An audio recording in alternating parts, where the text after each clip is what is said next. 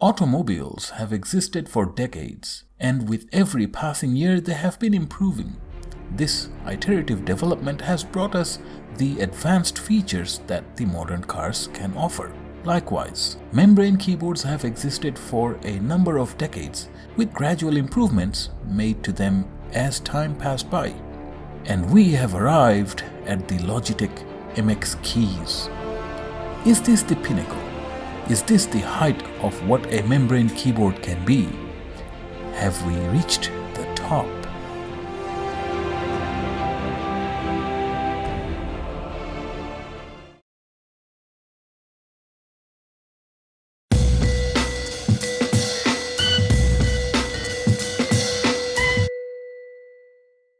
Before we begin the video, please allow me to introduce my second channel, Property Technical.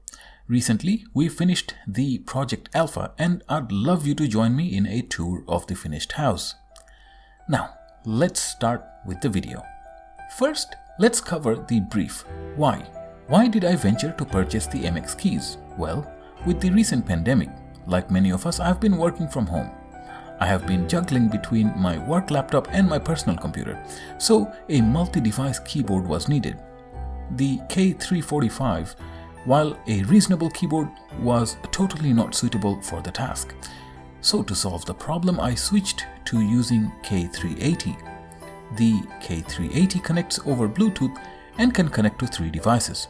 I originally used to carry that keyboard in my backpack, suitable for use on the go. And it was brilliant for that. I say was because for my desk I still prefer the full format keyboard, and not having it was a compromise on efficiency, enough to matter.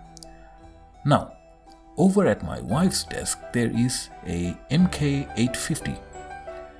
That is a full format keyboard and is working brilliantly to address the multi-device issue.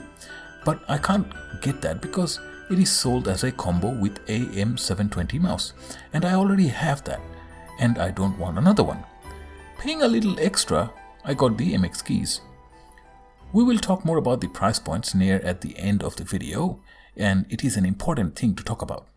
Unboxing.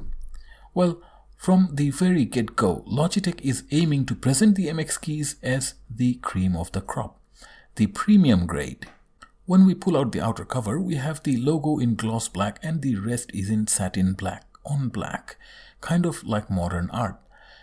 Inside, we have the keyboard wrapped in paper as opposed to plastic. Nice touch there. And there is a box for accessories. In that box, we have a unifying receiver, some paperworks, a USB Type-C cable for charging. Normally, I wouldn't think twice about this, but even the cable is premium quality. Let us now talk about the properties of the keyboard itself. The first thing that I noticed is that it felt a lot heavier than most keyboards. Under the keyboard there are 6 rubber footings, and that does appear to have the desired effect. My tabletop is the regular laminate surface and the keyboard holds on to it effectively. There is no worries about it moving while we type on it. On the right corner we have the USB Type-C port and the power switch. As far as physical things go, what is missing is any kind of height adjustment mechanism. They have taken one height fits all approach. This may not be ideal for some as far as ergonomy is concerned. Not all our hands are the same. Looks-wise, Logitech has toned things down to be as minimalistic in appearance as possible. Even their logo is shortened and dimmed down. Nothing screams. Nothing in particular is asking for attention. I like this minimalism. Now to the business of keys themselves. As mentioned earlier, this is full format keyboard. The layout is standard ANSI, and this was a big consideration for me.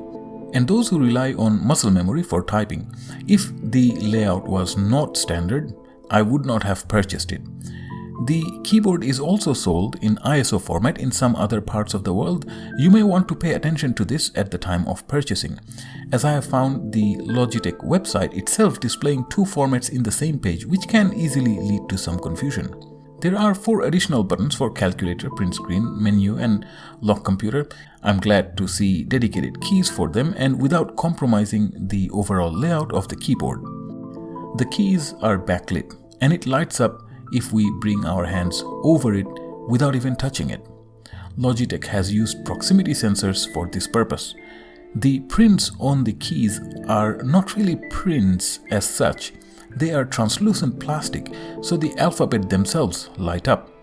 A lot of backlit keyboards don't go this far. Next is the key press. The key surface has a concave curve inwards that has a very distinct feel under the fingertips, as if it guides the finger towards the center of the keys. Most certainly, I'll call it a positive thing. The keys are, to a great extent, wobble-free, meaning even if we hit the edge of the keys, it travels down straight. I personally am not a fan of low-profile keys. This is partly due to the fact that a lot of low-profile keys lack adequate tactile feedback and felt squishy like typing on a sponge. That is not the case here. Apart from the correct vertical travel, the keys also have appropriate feedback that tells us the button has been pressed. There is a sharp and distinct end to the key travel, and all this is consistent from the largest key, that is the spacebar, to the smaller keys. Logitech claims the surface of the keys themselves has some kind of matte coating, and yes, I feel that too. I have spent time side by side with other keyboards and this really does feel different. The culmination of all this makes for a great typing experience, even though it's low profile. I could almost say the same thing in a slightly different manner. Logitech Mx Keys has curves in the right places. Touching it feels uniquely pleasant, and pressing it gives a sensation that is just so right. Okay, this is not that kind of a channel. You get the drift. To contrast, even though the K850 in layout is very similar to this, and despite the fact that it has near full height keys, the MX Keys wins over because how far Logitech has managed to refine the keys. Be it membrane keys, the typing experience is hands down better. It makes less noise as we type as well. Let's have a demonstration. Okay, let's try to type something in 2 different keyboards. First, on the new one, this is the new keyboard. Let's see how this...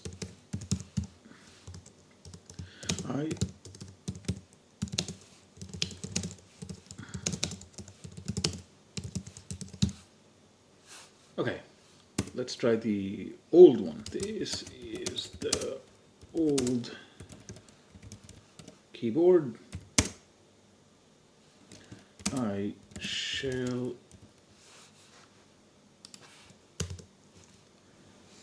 is this a better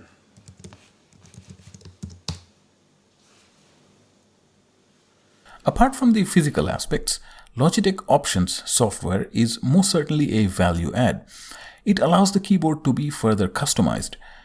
The Logitech Flow allows the keyboard and various other mice from Logitech to operate between multiple devices seamlessly. With the backlight turned on, it does run for about 10 days and then runs low on charge. Then the backlight stops turning on and every now and then the power LED will flash red. But the keyboard continues to work. How many more days? I'm not sure. It has been about 20 odd days after it ran low on power and it's still working just fine. This prompts me to think about a particular issue about built-in lithium-ion batteries. That running it totally flat is not all that good for it. And when the battery dies, the keyboard is done for. As opposed to this, the K850 has replaceable batteries. Why not do the same with this? The base has taken enough room to house 4 AA rechargeable batteries. That way we can swap them out at a lower cost and could have even lowered the cost of the keyboard itself. Now I'll discuss the price. In Amazon, the MX Keys are going for about US $99. In Australia, it is retailing at about $200 Australian, while the MK850 keyboard and mouse combo is selling for about $80 US in Amazon, and in Australia it's retailing for about 150 to 160 Australian dollars. It seems that there is a pretty large gap in price points. The MK850 is shipping with a mouse that itself sells for half the price of the MK850 combo. This is something that I've had problems with Logitech before as well, price points. They ask for a premium simply because they can. The keyboard itself is great, don't get me wrong, but Logitech has spent money on things like proximity sensor and as such, so that they can, jack up the price?